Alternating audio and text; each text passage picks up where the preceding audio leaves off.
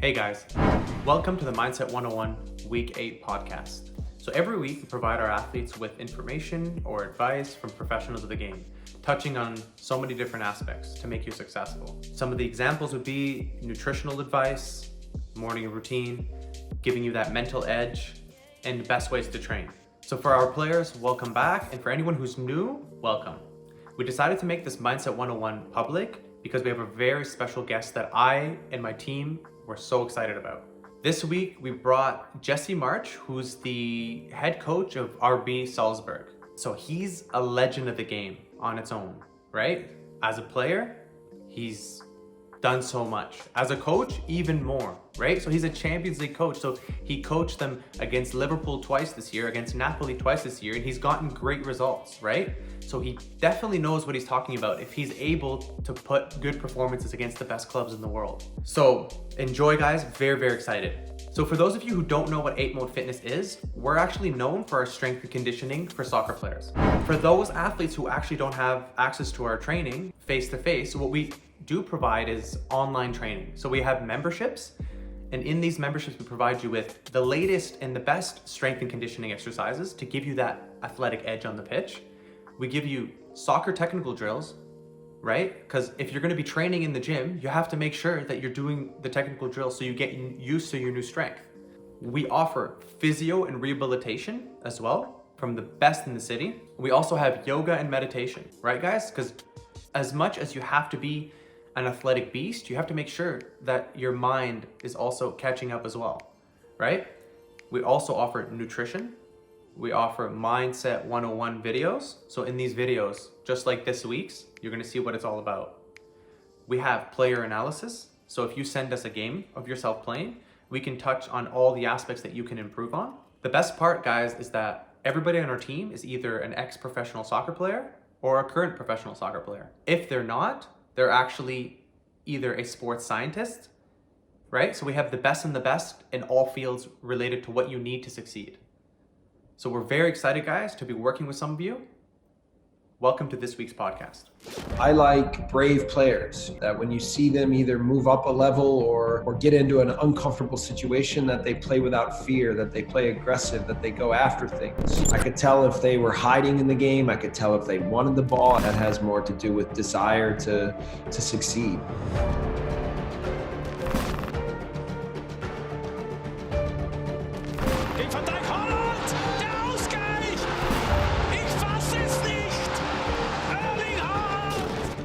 All right, welcome everyone. In today's video, we have a special guest. We're here with Jesse March.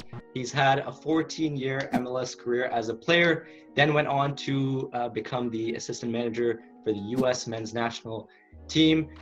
He had a couple of really good years at the New York Red Bulls, then decided to take his career over to Europe to become assistant coach of RB Leipzig, and now is the head coach of Red Bull Salzburg. Jesse, glad to have you on here. Thank you so much for joining us. How are you and how are things in Austria? Great. Yeah, thanks for having me. I'm looking forward to this conversation. Things in Salzburg are good right now. In Austria in general, the virus is actually quite calm right now. So we're starting to get back to normality here, and we're hopeful that our league will make a decision to start playing again soon. So Germany made a decision yesterday that they're going to go back to playing, and so I think we're not too far behind. Perfect. Yeah, I'm happy to hear that, and I hope that things clear up soon so you're able to get back on the field. So Jesse, I want to get right into it and provide some value to a lot of players watching this who are looking to potentially play at the highest level that they can. So first question, what does a standout player look like to you? Ultimately, they're good at a lot of different areas, but if there's a specific key attributes that would make them stand out on the field, what would that look like to you? Yeah, I think probably, there's two, first of all, from two different ways I look at it. It's, first from a personality perspective, we here in Salzburg and me in general I like brave players, that when you see them either move up a level or get into an uncomfortable situation, that they play without fear, that they play aggressive, that they go after things. So that I think is very, very important in football and in life. So that's probably number one. And then, number two is probably the application of speed of play. So that obviously involves some technical ability, but I think even more so it's about intelligence and seeing things quickly and playing quickly, and that can be either with the ball or without the ball. So and I think the two traits kind of work together, right? I mean, you want to have players that want the ball, you want to have players that are aggressive, you want to have players that go after the game. So that certainly fits into our style of play and our philosophy of what we do here at Red Bull. But I think it's important in general to be aggressive by nature and have that kind of personality. Yeah, I love to hear that. It seems like players' mentality is something that can often be overlooked in professional sports, but seems to be very important at the highest level. What have you noticed is the biggest difference in players who make it to the professional level and players who don't, strictly focused on mindset and players' mentality? Yeah, I mean, it's the desire to compete every day, the desire to get better, the desire to be in difficult situations, and then to be ready to perform in those. And that has to do with fearless. But I always used to say as a player that I could tell a lot about a person, not a player, a person within 5 minutes of playing with them. I could tell if they were hiding in the game. I could tell if they wanted the ball. I could tell if they just thought about making complete passes, or if they thought more about what they were going to try to do in a particular game to try and win. And so the game can be really revealing in terms of people's character and personality. And so I think that's important to think about when you're a teammate, when you show up to play. And I don't care if it's a pickup game or you're playing with a team in a big game.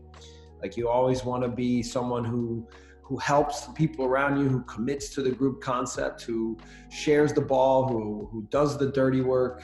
These kinds of things, I think, are what make the best players good. And that has almost nothing to do with talent. That has more to do with desire to succeed. I'd love to hear that. Jesse, there's a lot of players watching this right now who are currently at the amateur, semi-pro, or college level in North America. And they're debating, they want to play first league football in Europe, but they're debating whether they should work their way up professional in North America, or should they look to make that transition over to Europe as soon as they can and work their way up the leagues. Based on your coaching experience in both continents now, what do you think is the more feasible route to try and make it to first league football in Europe? Yeah, I mean, every situation is different. So I've heard some people say, oh, you have to go to Europe. I've heard some people say, yeah, but the best development path is in the US. What I do think is important is you have to find a place where, first of all, you think you're a good fit based on playing style, mentality, all these kinds of things. But I think you have to also try to find places where people will have a vested interest in you succeeding, right? And so, listen, the lines between success and failure for an individual and for a group are very thin.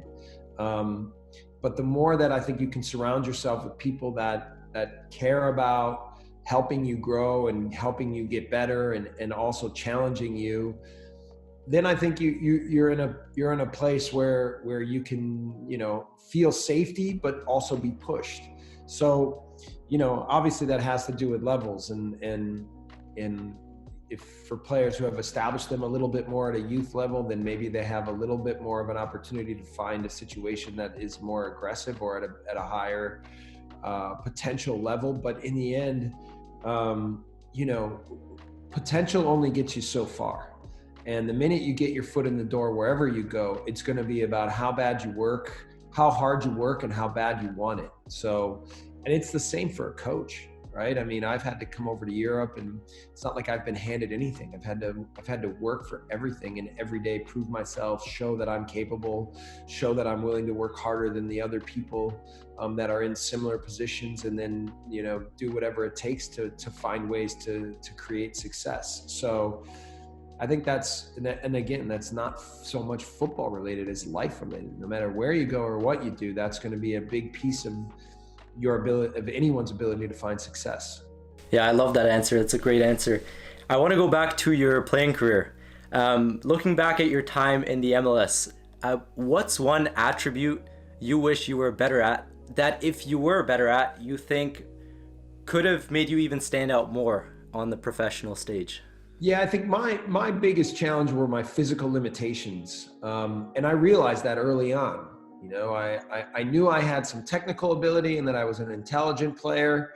And so I knew that was often my greatest quality. And I thought about how to try to maximize that part of me to benefit the team around me.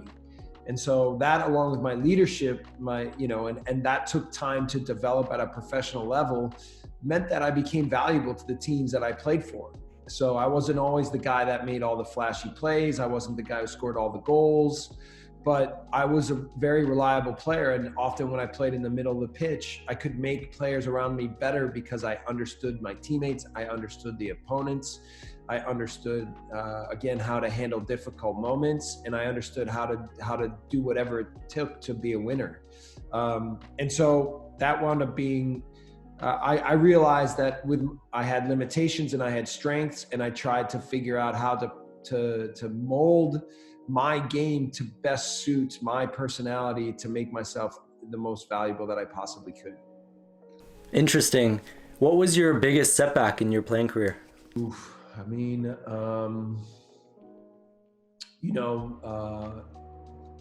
I was let go by the Chicago Fire in 2005, but it wound up being one of the best things that happened to me, because I went to Chivas in 2006, and I think Chivas USA, and I wound up being a much bigger piece of the project there.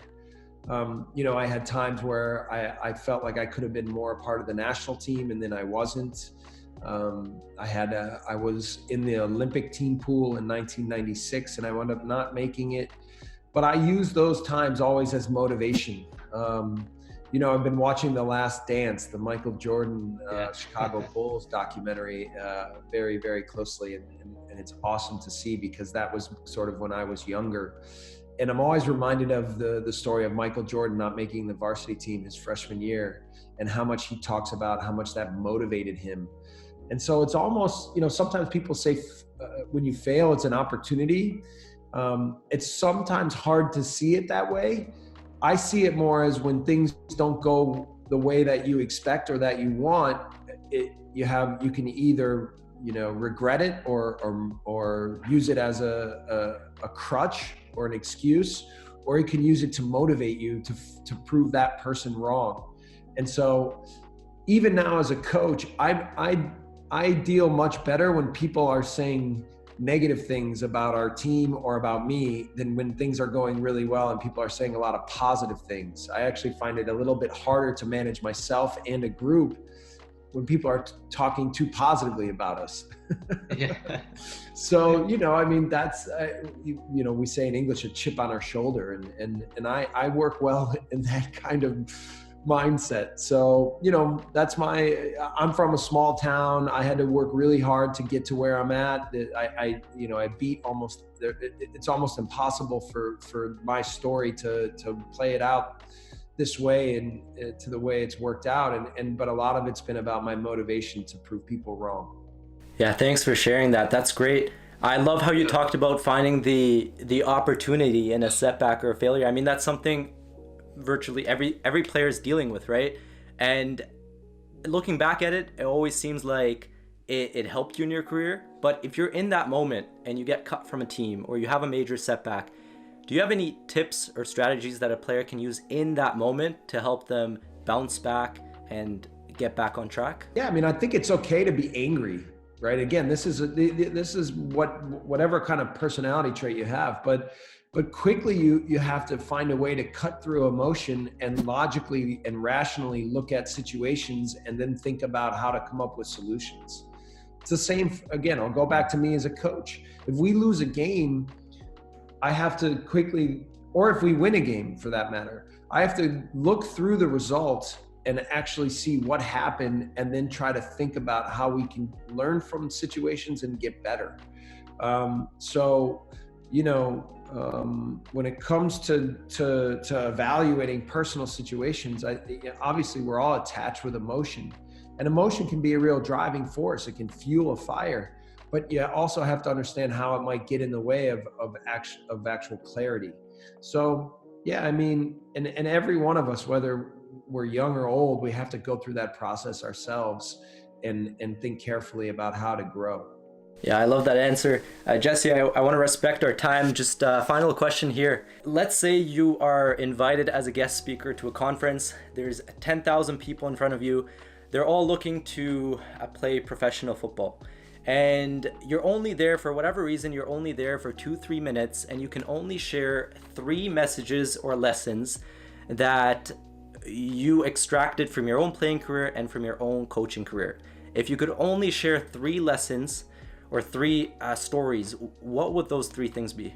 I would say learning from mistakes, thriving in difficulty, and part of thriving in difficulty is wanting it more than the person you're playing against. And then the last one is working as hard as you possibly can. Be the hardest worker, right? If you want it more and you're smarter because you learn from mistakes and you work harder than the people around you, typically you're going to find a way to succeed. So that would be it. I love that answer. Jesse, thank you so much for your time. I want to acknowledge you for consistently being driven to step out of your comfort zone and seek new challenges, and through that also opening up a future gateway for more opportunities for American players and just to grow the American presence in the beautiful game. I wish you all the best for the rest of the season. We'll be in touch, and take care. Yeah, thanks a lot for having me. And in the time of coronavirus, and I've been watching carefully what's been happening back in North America. So I hope everybody's staying safe and that everybody's families are safe, and please respect the rules and stick together as a society. That's been so key here for us in Austria. So it's key in football and it's key in life. So thanks for having me. And I had a lot of fun. So take care of me.